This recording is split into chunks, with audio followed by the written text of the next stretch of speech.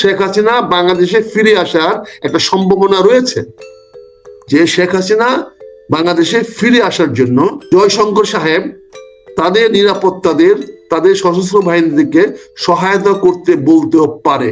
আপনি যেদিন যেতে চাবেন সেদিন, তার মানে ফিরে আসার সম্ভাবনা আছে। সেটা কার ইচ্ছা? শেখ হাসিনার ইচ্ছা। শেখ হাসিনার ইচ্ছায় বাংলাদেশে ফিরে আসবে কখন? যখন বাংলাদেশে শেখ হাসিনার অনুকূল পরিবেশ তৈরি হবে। তার মানে ভারত মনে করে যে বাংলাদেশে শেখ হাসিনার পক্ষে একটা অনুকূল পরিবেশ সৃষ্টি করা সম্ভব। এই দৃষ্টিভঙ্গি থেকে তারা কথাটা পরিষ্কার করে রেখেছে, উনি যখন যেতে চান তখন তিনি যাবেন। শেখ হাসিনা নিয়ে ভারতের পরিষ্কার মেসেজ। আমরা গত প্রায় 15 দিন ধরে লক্ষ্য করছি, এমন কোন সরকারি কর্মকর্তা নাই, সরকারি দলের উপদেষ্টা নাই, সরকার উপদেষ্টা নাই, এমন কোন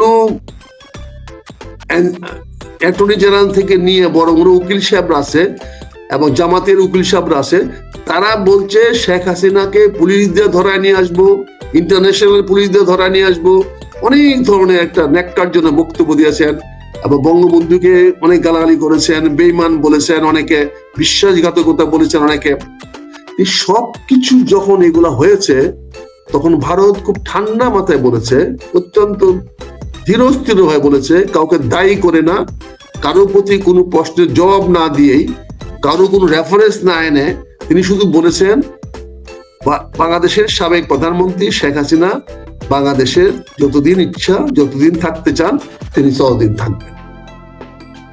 এই কথাটা কিন্তু অনেক বেশি সুদূর প্রসারী চিন্তার থেকে বলেছেন। উনি তো বলেন না যে বাংলাদেশে উনি ফিরে যাবে না এবং আমরা তাকে ফিরে যেতে দিব না, কারো হাত তুলে দিব না, এইটা কথা বলে নাই তো। তিনি বলেছেন শেখ হাসিনা ওনাদের মেহমান, শেখ হাসিনা ওনাদের এখানে আছেন, উনি যতদিন চাইবেন ততদিন তাদের দেশে থাকবেন। অর্থাৎ উনি শেখ হাসিনাকে ওনার বাড়ি থেকে বের করে দিবেন না। আর ধরিয়ে দেওয়া তো অনেক পরের প্রশ্ন, কারোর কাছে হস্তান্তর করা তো অনেক সুদূর পড়া হতো। এই কথাটাই অত্যন্ত বলিষ্ঠ ভাষায়, অত্যন্ত শক্ত ভাষায়, নম্রভাবে উনি ডিপ্লোম্যাটিক ভাবে কথা বলেছেন। তারা অনেক বিচক্ষণ ডিপ্লোম্যাট। জয়প্রকাশ এখন বর্তমান বিশ্বে যতজন পররাষ্ট্রমন্ত্রী আছে তার অন্যতম একজন পররাষ্ট্রমন্ত্রী, বলতে গেলে প্রথম 5 জন বা 7 জনের মধ্যে তিনি একজন, যার হাতের টিপে ফিঙ্গারে পৃথিবীর রাজনীতি আছে, পৃথিবীর জিও পলিটিক্স আছে। এমন একটি দক্ষ লোক যখন মুখ খুলেছে তখন বুঝতে হবে এর পিছনে অনেক সুদূর প্রসারী চিন্তা ভাবনা আছে। আর তিনি যেহেতু বলেছেন তিনি যেদিন চাবেন সেদিন ফিরত যাবেন, অর্থাৎ শেখ হাসিনা বাংলাদেশে ফিরে আসার একটা সম্ভাবনা রয়েছে এবং সেই কথাটা উনি পরিষ্কার করে বলেছেন।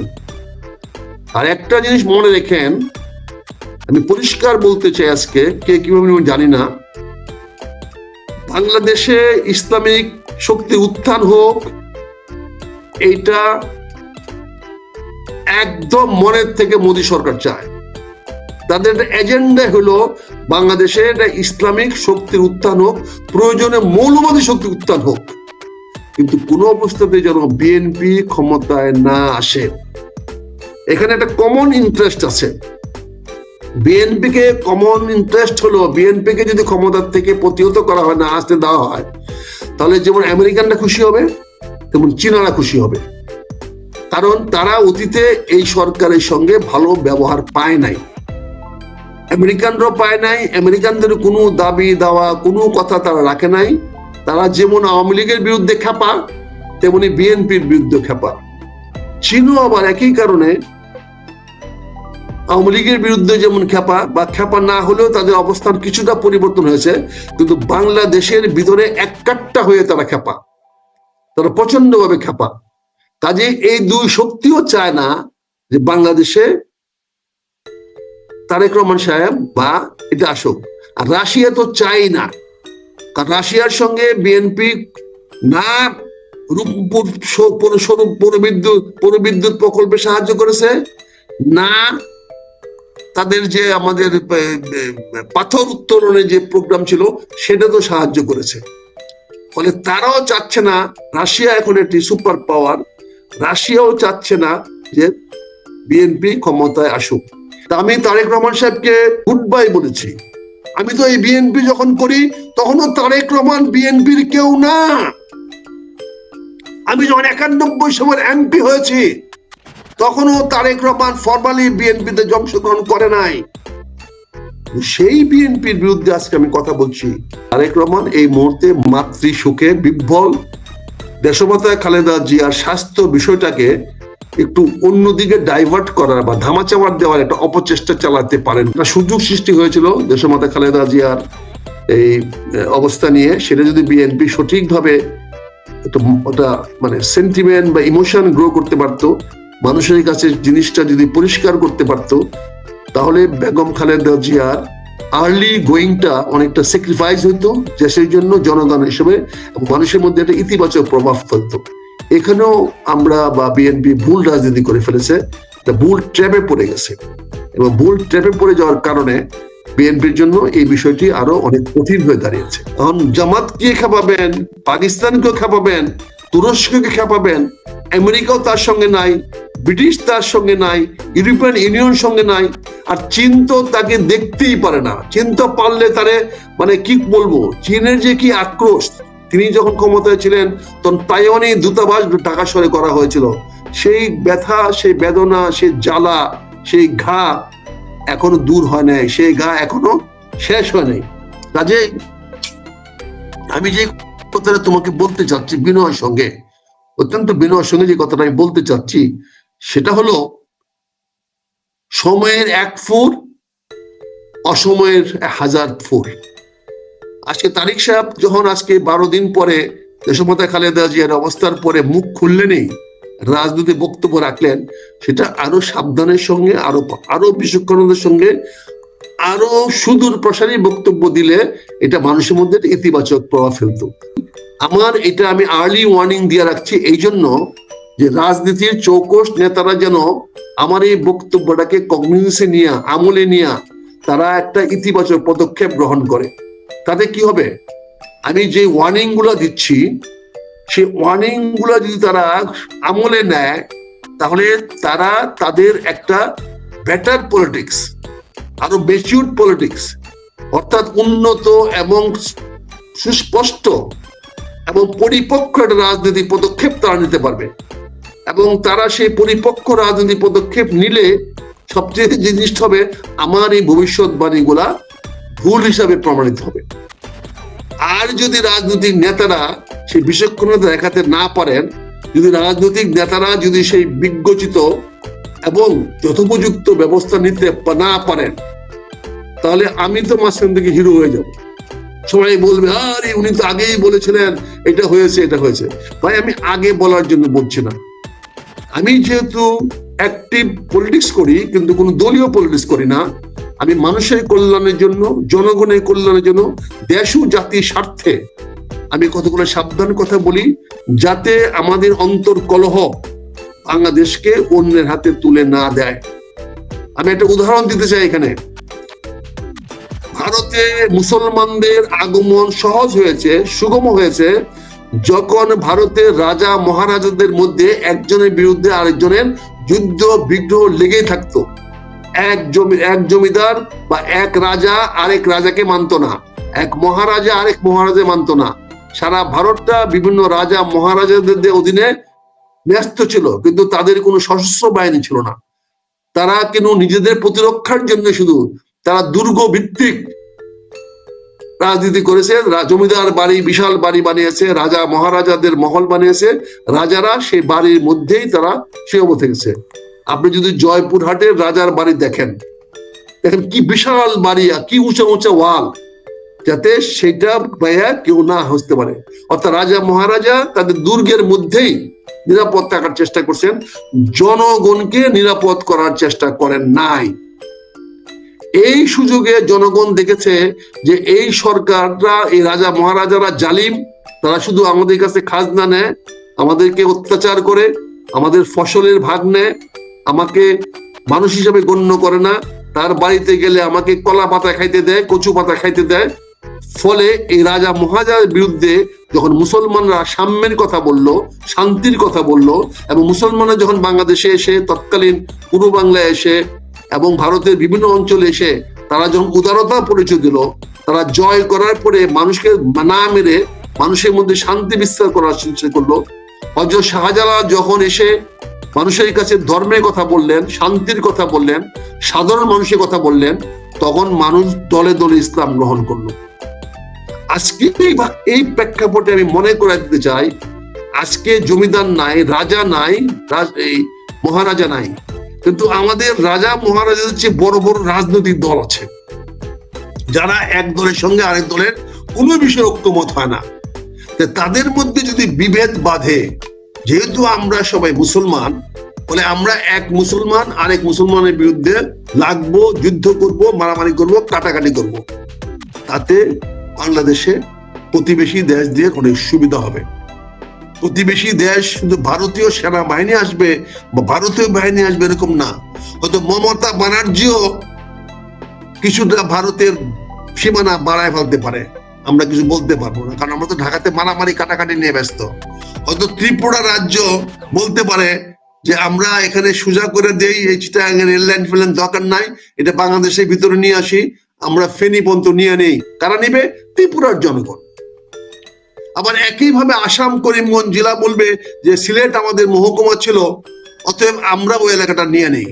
তা আপনি তো সেনাবাহিনী নিয়ে এখন টহল দিচ্ছেন, চৌকিদারে ডিউটি করাচ্ছেন, এই সেনাবাহিনী ভালো বেতন ভাতা দিচ্ছেন না, তাদের প্রশিক্ষণ দিচ্ছেন না, তাদের যুদ্ধের জন্য প্রস্তুত করতেছেন না, তাহলে এই সেনাবাহিনী লড়বে কিভাবে? কার বিরুদ্ধে লড়বে? কার নেতৃত্বে লড়বে? কার হুকুমে সেনাবাহিনী যুদ্ধ করতে যাবে? কারণ আমরা তো ঢাকা শহরে সবাই পরস্পর বিরুদ্ধে যুদ্ধ ঘোষণা করতেছি, পরস্পরের বিরুদ্ধে গালাগালি করছে। জি, আজকে সেই গালাগালির একটা জিনিস দেখলাম যে একটা অভিযোগ আনা হয়েছে, লক্ষ লক্ষ লোককে মারা হয়েছে। আপনি বন্ধু দলকে যার সঙ্গে 15 বছর একসঙ্গে থাকবেন, যাকে আপনি ক্ষমতার অংশীদার করেছিলেন, সেদিন কি আপনার মনে ছিল না? বিনীতভাবে আমি কষ্ট করতে চাই আমার লিডারের কাছে, সেদিন কি মনে ছিল না যখন তাকে মন্ত্রী পরিষদে নিয়েছিলেন? সেদিন কি মনে ছিল না 91 সনে যখন তাদের সাহায্য নিয়ে আপনি সরকার গঠন করেছিলেন? আজকে এত বছর পরে এসে এই কথা বলছেন কেন? কাজে আমি মনে করি যে আমার সেনাবাহিনীকে আপনি অধর্ম করে দিচ্ছেন, তাদের মনোবল ভেঙে দিচ্ছেন। তারা কার নেতৃত্বে কাজ করবে এটা স্পষ্টকরণ করা হচ্ছে না।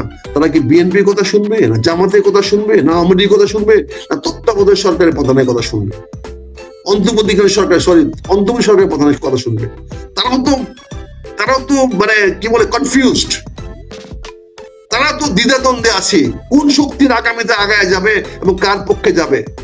এই সুযোগে কুচবিহার জেলা বাড়ায় দিবে, কুচবিহার বলবে রংপুর আমার মহকুমা ছিল, আমি নিয়ে নিব। দক্ষিণ দিনাজপুর বলবে দিনাজপুর আমাদের বৃহত্তর জেলা ছিল, আমরা দিনাজপুর, পঞ্চগড় এবং জয়পুরহাট আমাদের জেলা ছিল, এটা ছিল দক্ষিণ পশ্চিম দিনাজপুর এবং মুর্শিদাবাদের অংশ। ফলে তারা মুর্শিদাবাদের অংশ হিসাবে ওরা ওটা নিয়ে নিবে। এখানে ভারতের সেনাবাহিনী আসবে না, পাবলিক লাঠি নিয়ে ঢুকে পড়বে, পাবলিক আইসা দখল করে বসে থাকবে। আপনি কি করবেন? মারামারি করবেন, আপনাকে রক্ষা করবে কে? রক্ষা করার জন্য আমার সশস্ত্র বাহিনী দরকার। সেই সশস্ত্র বাহিনী কিন্তু আপনি ট্রিপল করে ফেলছেন। তাদেরকে আজকে চৌকিদারের ডিউটি নামায়া গ্রামে গঞ্জে ঘুরাচ্ছেন, রাস্তাঘাটে ঘুরাচ্ছেন, সারা রাত্রি টহল দেওয়াচ্ছেন, দিনের বেলা নাক ডেকে ঘুমাইতেছে। তাদের না আছে প্রশিক্ষণ, না আছে অস্ত্র চালানোর দক্ষতা, না আছে অস্ত্রগুলো সঠিক আছে কিনা সেটা। এবং গত 1.5 বছরে আপনি কোনো নতুন গুলি কেনেন নাই, বুলেট কেনেন নাই, অস্ত্র কেনেন নাই। আপনি কি প্রতি বছর 1 বছর বা 2 বছর পরে পরে কিনতে হয়? না হলে বুলেট বারুদ ড্যাম হয়ে যায়। বারুদ ড্যাম হয়ে গেলে সেই গুলি ব্যবহার করা যায় না। কাজে আমাদের প্রতি বছর পর্যাপ্ত পরিমাণ গুলি কিনতে হয়, সেটাও তো আজকে 1.5 বছর ধরে বন্ধ। কোনো গুলি তো কেনা হচ্ছে না। তাহলে আমার এই রাইফেলের গুলিগুলা, আমার এলএমজির গুলিগুলা, এসএমজির গুলিগুলা হয়তো নাও ফুটতে পারে, কারণ বারুদ ঠান্ডা হয়ে গেলে সেই বারুদ কোনো কাজে লাগে না। বারুদ যদি হয়ে যায়, মানে পুরনো হয়ে যায়, তাহলে সেই বারুদ কাজ করে না।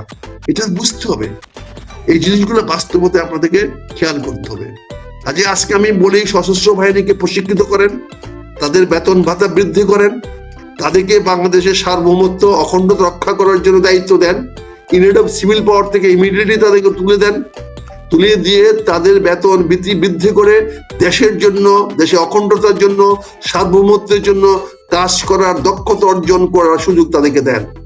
তারা সারা বিশ্বে পিস কিপিং ফোর্স হিসাবে একটা নাম করা ফোর্স, একটা নামি দামি ফোর্স। পৃথিবীর 10টা না 5টা রাষ্ট্রের মধ্যে বাংলাদেশের অবস্থান। সেই বাহিনীকে আপনি উইদাউট কমান্ড, জাস্ট এই সরকারের দুর্বলতার কারণে, এই সরকার ব্যর্থতার কারণে আজকে সেনা বাহিনীও বাংলাদেশে কোনো রকম তৎপরতা চালাতে পারছে না। তাদের ইচ্ছা থাকলেও তারা কোনো শান্তি শৃঙ্খলা বজায় রাখতে পারছে না। কোন রকম দুষ্কৃতিকারী, দুর্নীতিবাজ তাদেরকে আইনের আওতায় আনতে পারতেছে না। আমাদের বিএনপি কতিপয় নেতারা, ইউনিয়ন লেভেলের নেতারা যে হারে একদম নগ্নভাবে চাঁদাবাজি করতেছে, এটা আমাকে কষ্ট দেয়, আমাকে ব্যথা দেয়, কিন্তু প্রতিহত করতে পারতেছি না। কারণ আমি আঘাত করতে গেলে তারা বলবে বিএনপি কে আঘাত করেছি। তারা তো বিএনপির নাম দিয়ে করে, তাদেরকে আঘাত করতে পারছে। তারা যুব দলের নাম দিয়ে করে, তারা ছাত্র দলের নাম দিয়ে করে। কাজে তাদেরকে আঘাত করলে তারা বলবে আমি যুব দলকে আঘাত করেছি, তাদেরকে বললে বলবে আমি ছাত্র দলকে আঘাত করেছি, তাদেরকে আঘাত করলে বলবে আমি স্বেচ্ছাসেবক দলকে আঘাত করেছি, তাদেরকে আঘাত করলে বলবে তারা আমি বিএনপি কে আঘাত করেছি। এবং সেটা বুঝাবে তারেক রহমান সাহেবকে যে উনি তো বিএনপির উপর একের পর আঘাত করে যাচ্ছেন। আপনাকে গালি দেয়, বুঝেন না আমাদের কি করতেছে।